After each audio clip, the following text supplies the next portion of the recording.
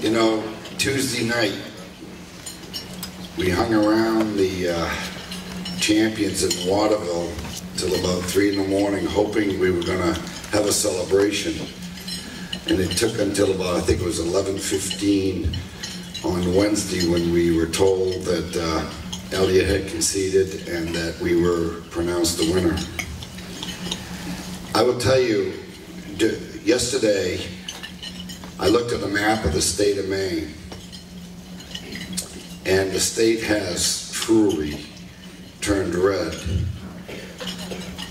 Not only as a state, but we successfully won 12 of the 16 counties.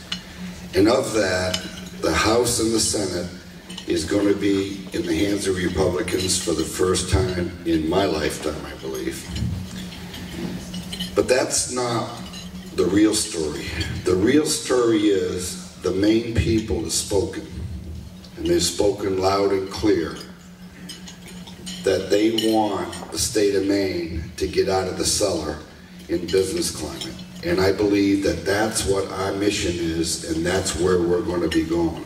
We are going to bring Maine on the map of prosperity.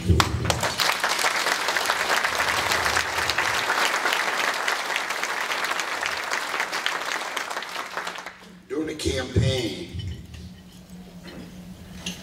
I said many times that we are going to have a transparent government, and that we wanted to televise all public hearings in our debate on the House and the floor,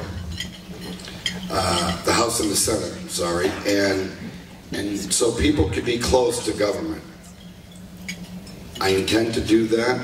I intend to have a cabinet meeting in a different county, different community every month, and we're going to bring government to the people. And I am, as I said I would, going to be in the governor's office for at least the first 6 months, every Saturday, to entertain guests of from the citizens of the state of Maine.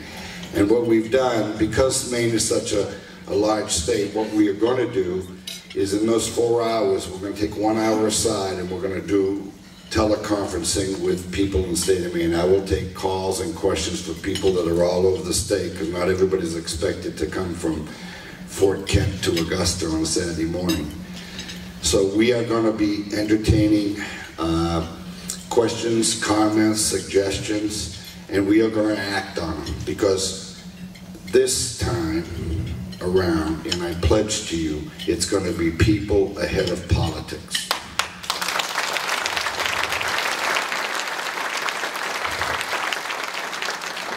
I spent several hours yesterday reaching across the line at the aisle and speaking to the Democrats, some of the leaders in the Democratic Party, some of the newly elected state senators and representatives.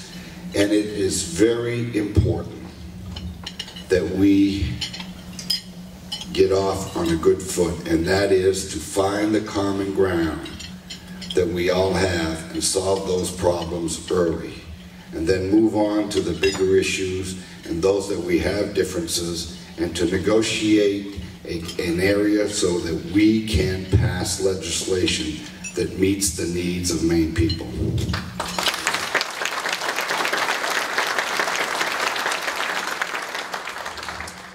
Now, later today, we're going to announce the leaders of our transition team, but that's only the beginning. In order to find the right people for the right jobs, we need people like yourselves to get us suggestions, some names, and people that you believe would do well in working for the state of Maine. And we said during the campaign that I do not have a list of people that are coming with me. There's very few in our, well, first of all, we had a very small staff. Most of it was volunteers throughout the state. And so we're going to need some names of people so that we can look at resumes and find the skills sets that we need for the different agencies that that we need to run in the next 4 years. So that's going to be very important. There's one position that is a constitutional position, and quite frankly, throughout the whole course of the campaign, I never thought I'd be saying this, because we knew that the Senate was looking good, but to turn the House over and get a majority is really an early Christmas gift for the state of Maine, that is. Bruce Poliquin, I'm going to recommend, and I'm asking both sides and everyone to really take a hard look to have him as our state treasurer, because that would be the first time in recent history, in my lifetime, that we would have a state treasurer who actually has the credentials to run the monies for the state of Maine. And Bruce is here this morning, and if any of you can urge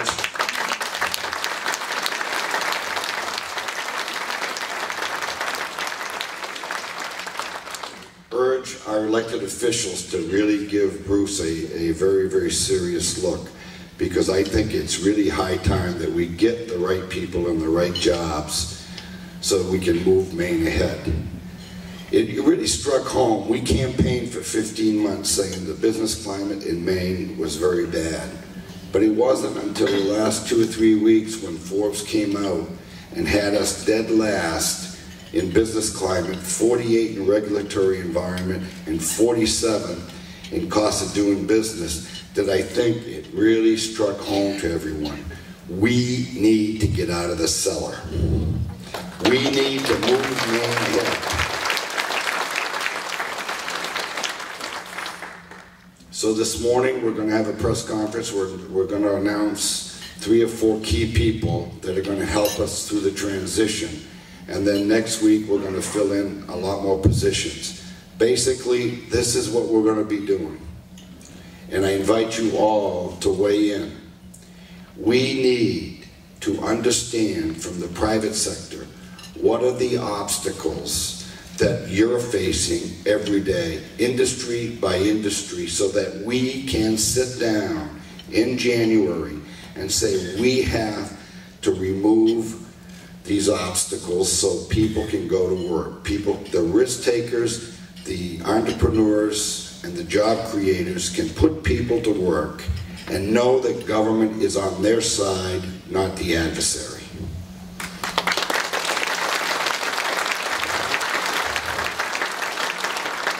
If I do nothing else in the next 4 years, we're going to have a different climate in dealing with business. It's not going to be business as usual. It's going to be, you want to put people to work, how can we help you? And so with that, I will let you finish your breakfast. And please, if you have any suggestions, we want to hear about it, because this is not a one-man deal. This is Maine people working together and putting Maine people ahead of politics. Thank you.